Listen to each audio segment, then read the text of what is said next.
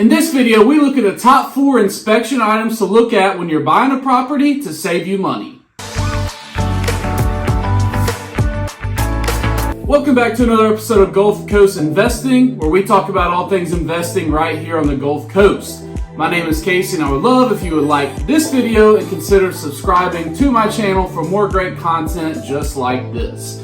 So today, we are going to talk about the top 4 best or most valued inspection items to look at when you're buying a property. So this can be your personal home, house, condo. It can be an investment property, an investment condo. But people see all the times we're kind of outside of a couple years ago when people weren't doing inspections, they weren't doing appraisals, they were paying all cash for houses and things like that. We're kind of outside of that realm, but there are still condos and there's still markets that have condos and investment properties that are going for multiple offers. People are trying to do what they can to get the upper hand to secure an investment property. And then just all around some general knowledge, if you're checking out a property and you don't have your inspector with you, or you're out doing your initial walkthrough, you're out checking out the property for the first time, what's the top couple things that you should look at that are going to save you the most money if they're taken care of, or cost you the most money if they're not taken care of? So that's what we're going to get into today. So the first thing that I wanted to talk about is the structure. So obviously this is going to be a little bit different if it's a condo versus if it's a house.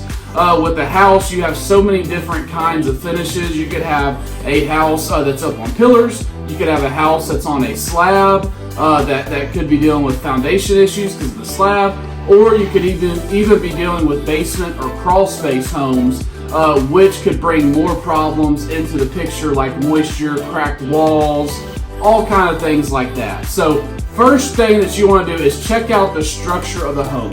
When you're walking around the house, you notice large cracks in the side of the wall. Are there cracks where the windows or where the doors are? Even when you're walking inside the house and you're looking at the inside walls, are there some cracks that would make you, some concern that maybe there's some settling or some foundation issues?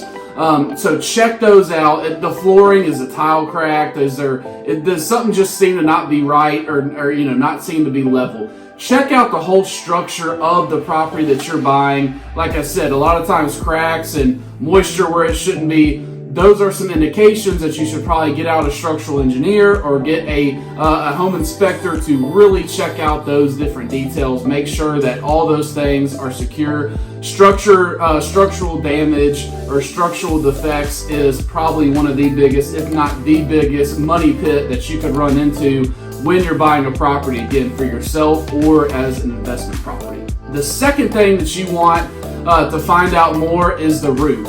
So if you are buying a house and you're getting it, you're getting insurance on the house and things like that, normally they're going to ask you the age of the roof.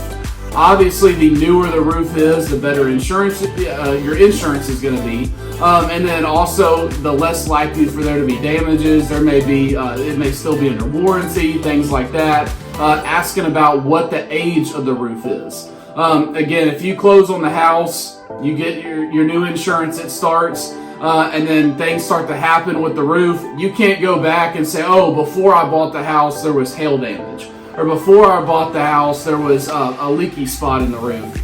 That doesn't matter if that happened before you bought the house. So pretty much all those type of claims are going to get denied, and you're going to have to come fully out of pocket for a roof, which literally could be anywhere from $10,000 to $20,000, $25,000. Depending on the size of the roof, depending on, if you're using shingles or any other type of material and things like that. So finding out the age of the roof can save you a lot of money, especially if you're buying an investment property and you intend to sell or flip the house in the near future. Have that in your budget. If it doesn't have a newer roof, that maybe you want to go ahead and put a newer roof on, get the warranty on it, all those kind of things to get it fortified, and that's going to help you as you go to sell the house, having the roof and all that taken care of. So the third thing that you want to look for, the big ticket inspection items, is the AC unit or AC units.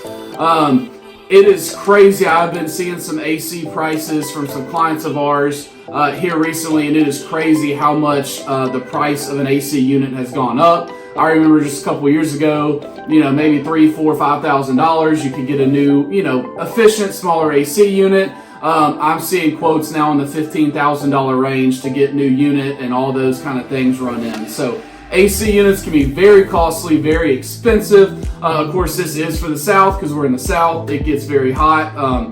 A couple years ago on Christmas, it was 75 degrees and we were running our ACs. So you never know. You always need AC. You always need great working AC. Doesn't matter if you're living in it or if you're renting it. Obviously, if you're living in it, you're going to need AC for your family. And if you're renting it, if you don't have AC, then that's going to be a major issue when it comes to your rentals.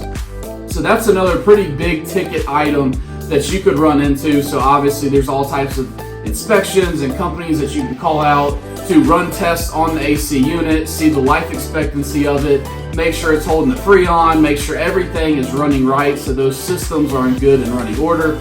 Especially if you're dealing with a multi-level house or condo that has multiple AC units.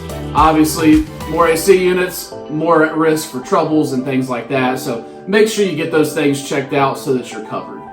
So the fourth and final thing that I wanted to mention as big ticket items that you should get some more information about and investigate when you're going to buy your property is the appliances. So I know that's one that a lot of times people don't really think about at first when they're thinking about buying a property. But appliances, again, everything this day and age can get very expensive. So when we bought our last house, everything was running good, and then about a month later our dishwasher went out, and then a couple months later we had a little small oven kitchen fire where the elements and then a part of the bottom of the oven actually kind of melted to it. Had to get a new oven. Of course, when you get a new stove, then you got to get a new microwave, and then your refrigerator / freezer, ice maker, all those.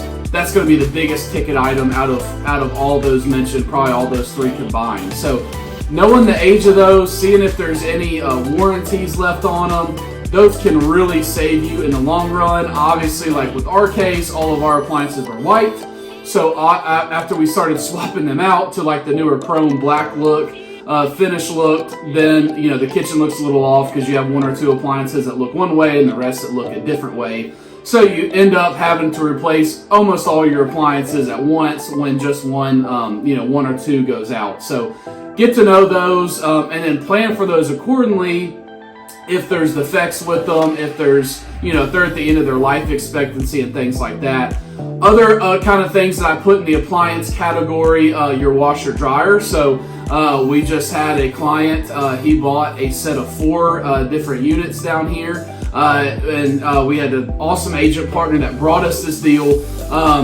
We pick them up, and 2 of the 4, the washers were messed up. So he had to get all new washer dryers. So again, he thought that was great, a great throw-in, and he got those for free. He ends up having to go spend about $1,200 to get a new washer and a new dryer. So those things can add up when you get looking at appliances. Another thing, it's not really an appliance, but your water heater. So again, some insurance companies will actually require a certain age on the water heater.